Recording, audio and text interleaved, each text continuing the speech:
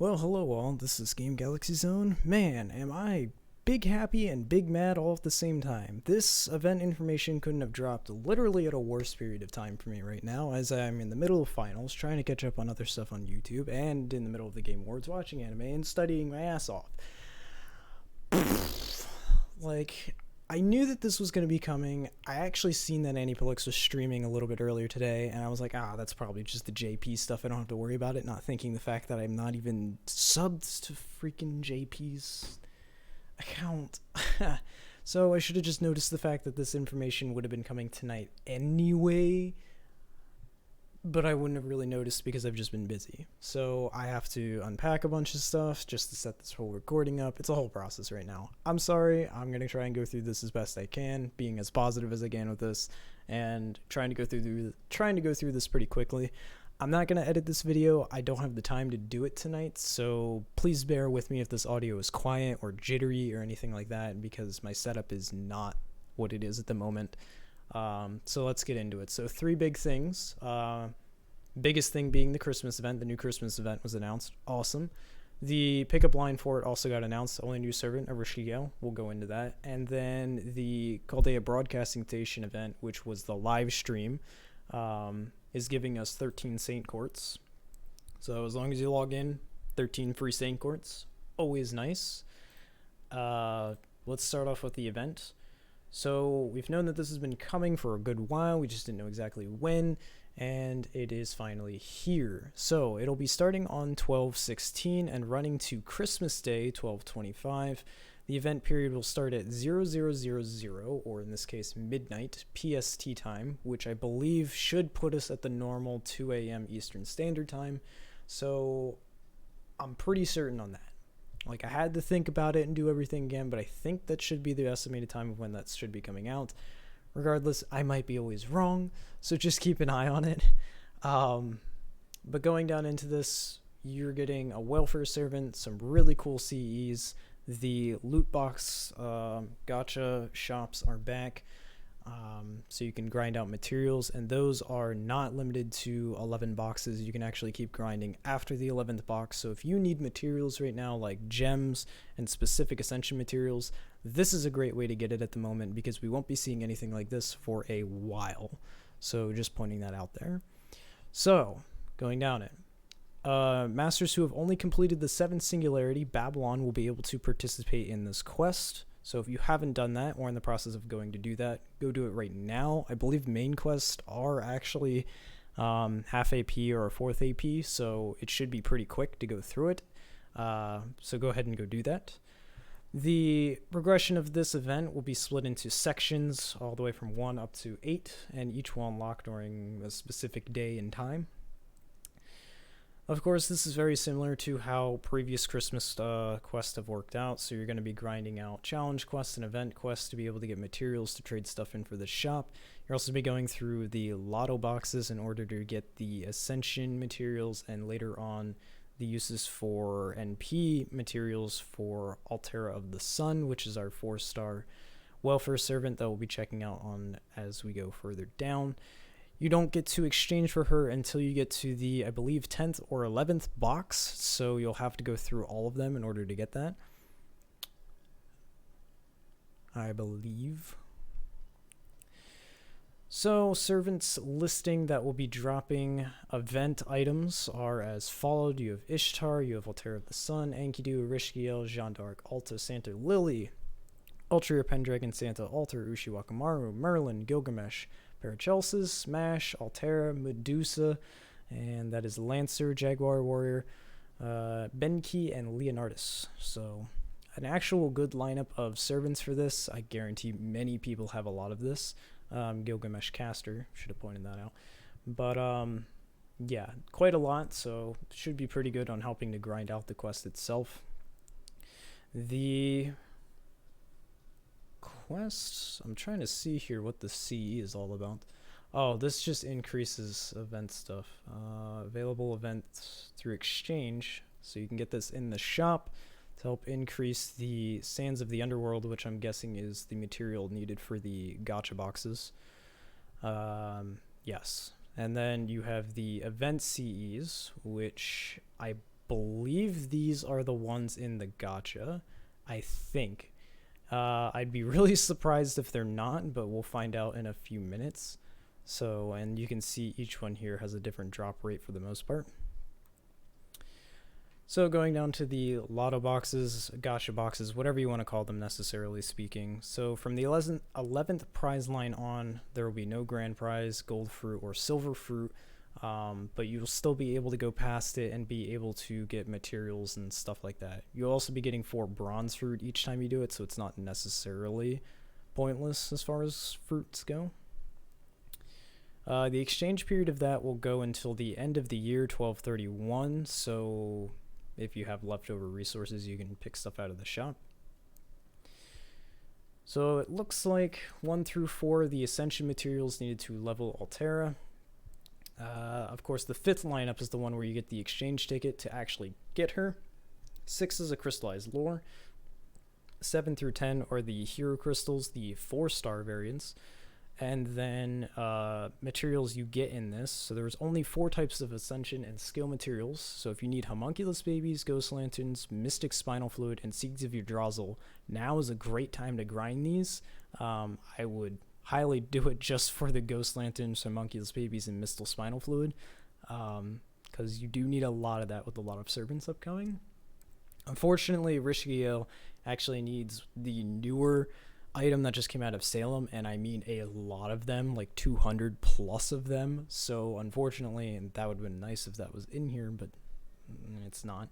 You have all the gem types for leveling, and then you also get Blazes of Wisdom, both 4 and 3-star, my bad. Gold fruit, silver fruit, and bronze fruit, with gold fruit and silver fruit eventually getting dropped out after the 11th. Mana prisms, Ren points, and QP. The events items that you get from grinding out quest you can exchange for the following. So the Christmas wreaths, or crystal wreath, is a mysterious divine wine and cursed beast gallstones. You can also trade them for 500,000 QP, which is pretty generous, considering that if you can grind this out, you can get a lot of QP on top of getting a lot of QP from the boxes. So please grind this event, it's really worth it. The Snow Babies give you Hearts of a Foreign God, Tear Stones of Blood, Lamps of Evil Sealing, Lancer Caster and Berserker Monuments, and 4-star Hero Crystals. The Corpse Spell gives you Primordial Langu, that refined Magatama, Lancer, Caster, and Berserker pieces once again, and more of the 4-star foos. And the Holy Candles give you Meteor Horseshoes, Fool's Chains, and Stakes of the Wailing Knight. That is the new item you get out of that. So at least you are getting 20 or 30 of them out of this, so that's a really nice plus. And you can also trade them for other things, like the 3-star and 4-star foos and corpse spells. The Sands item, I'm guessing, is the one that will be available to change the shop, but it's available for QP as well, which is kind of interesting. Weird. A lot of stuff you can trade in for QP, apparently. Taking a look at the CE that you get out of the shop, it is Merry Sheep, and it's a beautiful image of Son of Serenity with Persona and Cursed Arm in the background. That's actually super adorable. It increases quick card effectiveness by 8%, art cards effectiveness by 8%, and gain 3 C stars each turn for yourself. It also increases the Sands drop, which will increase when limit broken. On to the final thing, Altera of the Sun Tower, which is her original name, of which I saw it was Altera of the Sun, so that's why I keep saying it that way. Extremely good single target archer. She has 2 very interesting skills with a 3rd one on top of it to make it just as good. I can't exactly remember how they work offhand. Some stuff with NP gain, some stuff with C-star drop rate, I believe. Invulnerability piercing, and I believe a gain crit star or NP gauge skill, which is targetable to allies. 1 or 2 of them are. So she has some really nice skills. And her Noble Phantasm is also really strong. I've been able to bongo nuke a lot of things in JP using her. She deals significant damage to a single enemy and gains large amounts of crit stars, which I believe at base is 20. Don't quote me on that. I'd have to look back at it, but I believe it's 20. So, yeah, really, really good. Her animations are really cool, and she also is hilarious as well. Her Noble Phantasm animation, if you haven't seen it, go watch it. It's honestly funny as all hell. Ascension art stuff, going through that, you get the materials. We already talked about that. Noble Phantasm. There's a high difficulty challenge quest, which is only available to those that have completed the final singularity and have cleared the main quest section 8 of this event. So just keep an eye on that. You get a crystallized lore for it. It's usually obvious. New functionality to turn Noble Phantasm subtitles on or off, which was a new thing that they just introduced into the game. That's actually kind of cool. So you can do that from the game options settings.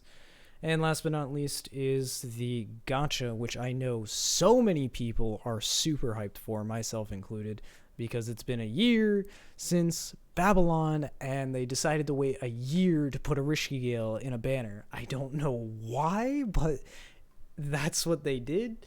So going into this is the only new servant that you'll be getting. You'll also be getting the new craft essences out of this if you really want to. Altera Saber will be on rate up along with Gilgamesh Caster, Ushi Wakamaru, and Medusa Lancer as well. So honestly, a really good banner to roll on, and I highly recommend anyone looking for a Lancer right now because Ereshkigal is fantastic. She can AoE, Berserker, Bongo, Buster Nuke, anything. It's crazy. She also has a third skill that goes really well with not only herself off of her Noble Phantasm, but also gains allies a lot of buffs off of her Noble Phantasm as well, or even separate from not using her Noble Phantasm. The skill is really good. She has a 50% Buster mana burst along with 50% NP gain off of it as well. So she can also loop Noble Phantasms. She also has a invincibility that I believe also does a couple of other things and does not stun, because it is not that variation.